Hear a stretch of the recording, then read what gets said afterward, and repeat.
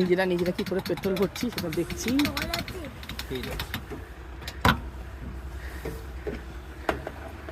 আমরা এখান থেকে নিয়ে নিলাম কত টাকার পেট্রোল। এখানে 190 টাকা পেট্রোল। 190 টাকা পেট্রোল। অন করে দেখো তো কত টাকা হলো, নাহলে আর একটু টপ আপ। গাড়ির খিদে পেয়েছে, গাড়ির খিদে পেয়েছে না, তাই পেট্রোল খাওয়া। নইলে কি করে যাবে?